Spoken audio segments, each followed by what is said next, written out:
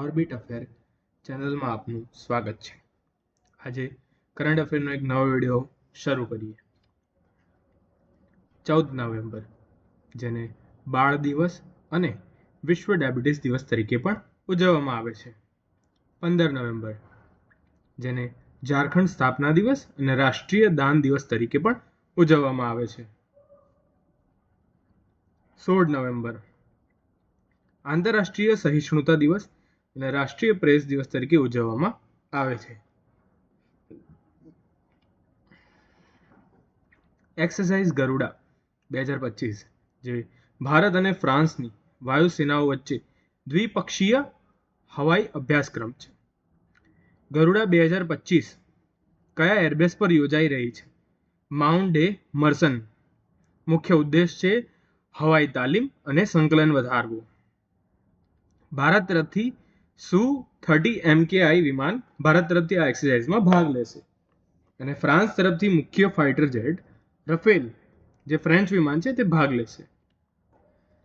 તે જ રીતે એક્સરસાઇઝ અને તેના નામ કયા દેશ સાથે કરવામાં આવે છે તેના નામ: વરુણ ફ્રાન્સ સાથે, મલબાર ભારત, અમેરિકા, જાપાન અને ઓસ્ટ્રેલિયા, ઇન્દ્રા રશિયા સાથે, સૂર્યકિરણ નેપાળ સાથે, કોંકણ યુકે સાથે, સમુદ્ર શક્તિ ઇન્ડોનેશિયા સાથે, સિલનેક્સ શ્રીલંકા સાથે, ઉકેવિરિયન માલદીવ સાથે.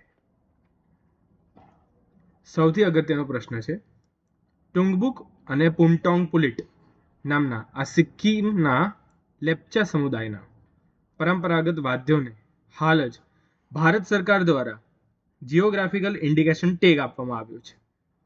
ટુંગબુક મુખ્યત્વે કયા પ્રકારનું વાદ્ય છે? તારવાળું તંતુ વાદ્ય. પુમટોંગ પુલિત કઈ સામગ્રીમાંથી બનાવવામાં આવે છે? વાંસ. ભારતે કઈ કંપની સાથે INVAR એન્ટી ટેન્ક મિસાઇલ માટે 2095 કરોડનો કરાર કર્યો છે? ભારત ડાયનેમિક્સ લિમિટેડ સાથે. હવે INVAR મિસાઇલની મુખ્ય માર્ગદર્શક પ્રણાલી કઈ છે? Laser guided system. ભારતે ભારત ડાયનેમિક્સ લિમિટેડ સાથે INVAR એન્ટી ટેન્ક મિસાઇલ માટે 2095 કરોડનો કરાર કર્યો છે. આ કરાર સરકારની કઈ નીતિ સાથે જોડાયેલો છે? આત્મનિર્ભર ભારત. ઇલાહાબાદ 1 નવેમ્બર 1858 રોજ એક દિવસ માટે ભારતની રાજધાની બનાવવામાં આવ્યું હતું.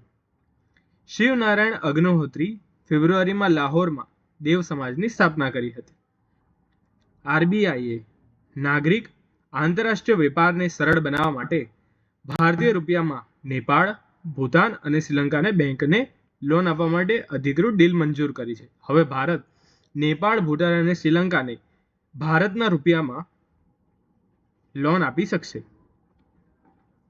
પરાગ જૈન, જે પહેલા RAWના સચિવ હતા, હવે સુરક્ષા સચિવનો પણ ચાર્જ સંભાળશે. સબિતા ભંડારી નેપાળના પહેલા મહિલા એટર્ની જનરલ નિયુક્ત કરવામાં આવ્યા છે. નાગાલેન્ડમાં ક્રેડિટ આઉટરીચ કાર્યક્રમ કયા જિલ્લામાં યોજાયો હતો? કિફાયર. ક્રેડિટ આઉટરીચ કાર્યક્રમ દરમિયાન કેટલા ખાતાઓમાં કુલ કેટલા કરોડ રૂપિયાની લોન વિતરણ નોંધાઈ હતી? 350 ખાતાઓમાં કુલ 28.2 કરોડ જેટલી લોન. નાગાલેન્ડ મુલાકાત દરમિયાન નિર્મલા સીતારમણે કયો ડિજિટલ સ્કિલ ઇનિશિયેટિવ અથવા નવો પોર્ટલ લોન્ચ કર્યો હતો? સમર્થ પોર્ટલ અને ITI. લદ્દાખમાં સૌ પ્રથમ વખત યોજાયેલો ટ્રાઇબલ સ્પોર્ટ્સ કોન્ક્લેવ સંપન્ન થયો, જેમાં 200થી વધુ આદિવાસી એથ્લેટ્સે ભાગ લીધો હતો.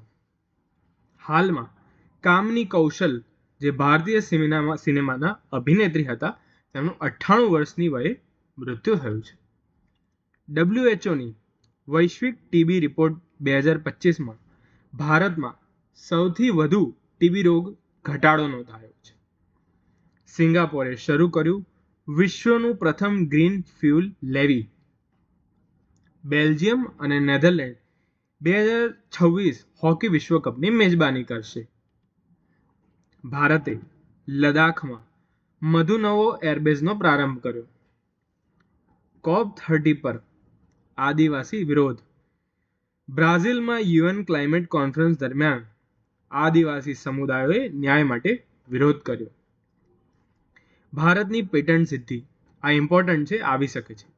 64,000થી વધુ પેટન્ટ સાથે ભારત વિશ્વમાં 6થા ક્રમે છે. કોણે એશિયાઈ પ્રવાસીઓને લાવવા માટે વિશેષ પ્રયત્નો વધારાની વાત કરી છે? Saudi Arabia. કઈ રીતે કરી છે કે સાઉદી અરેબિયાએ પોતાની યોજના વિઝન 2030 હેઠળ એશિયાઈ પ્રવાસીઓને આકર્ષવા માટે મોટા પાયે પ્રચાર પસંદગી અને સાંસ્કૃતિક અને આવાસીય ઉત્પાદક વ્યાપારમાં કર્યું છે, જેમાં થાઈલેન્ડ, જાપાન, દક્ષિણ કોરિયા અને અન્ય એશિયાઈ દેશો સાથે સહકાર વધારવાનો ફોકસ કર્યો છે. હાલ નરેન્દ્ર મોદી ગુજરાતની મુલાકાતે આવ્યા હતા, જેમાં તેમણે Mumbai Ahmedabad high speed rail કોરિડોરની પ્રગતિ સમીક્ષા કરી, જે લગભગ 508 કિલોમીટર લાંબો છે. આ કોરિડોરમાંથી 352 કિલોમીટરનો ભાગ ગુજરાત અને દાદરા નગર હવેલીમાં આવેલો છે. ડેડિયાપાડામાં યોજાયેલ જાહેર કાર્યક્રમમાં બિરસા મુંડાની 150મી જન્મ જયંતિમાં પ્રધાનમંત્રીએ હાજરી આપી હતી. Thank you.